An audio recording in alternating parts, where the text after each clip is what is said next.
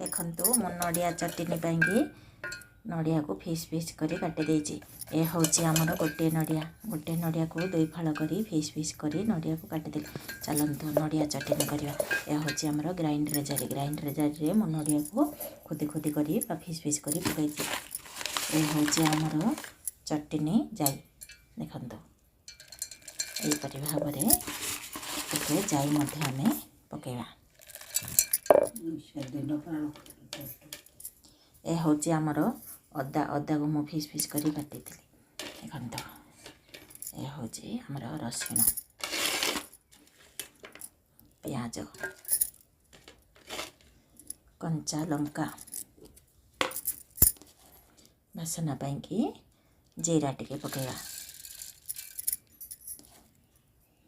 चलंतु आमे एबे नड़िया चटनी पाइंकी नड़िया पियाज कंचा लंका चना जाई और जीरा रसुण अदा को ग्राइंडर करिबा बा मिक्स करिबा।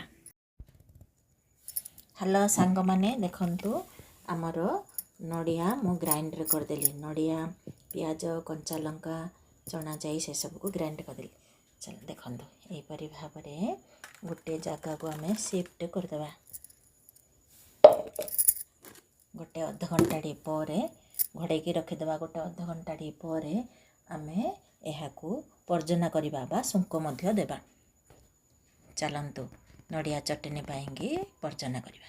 सांग माने नड़िया चटनी पाएंगे आमे पर्जना करिबा बा सुंक देबा। देखंतु हम कड़ाई रे तेल गरम हो गेलानी।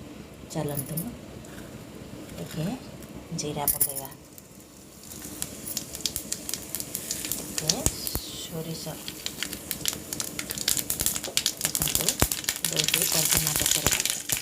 मसुंग पतर फुले भी पकई पार। शुखला मरीच भल भाव में फ्राए हवा देवा। देखो आमर मरीच फ्राए हो गला।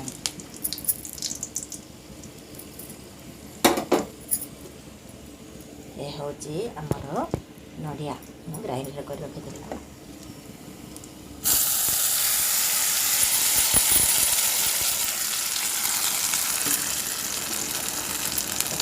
सुंदर भाव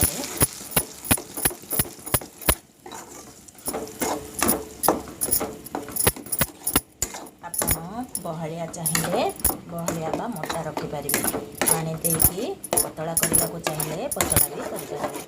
यही नड़िया चटनी की मिनिमम गोटे सप्ताह घरे रखी खाईपारे। फ्रिज जदि अच्छी मिनिमम सप्ताह 2 सप्ताह रही। हाथ न बजे रखिले गोटे सप्ताह रहीपर। कौन से कांच बक्स बा टिफिन रे रखिए। चामचा यूज करके बाहर करेंगे।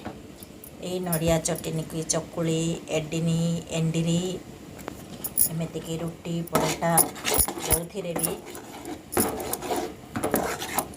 सॉस परी लगे खाइले अधिक टेस्ट रहे।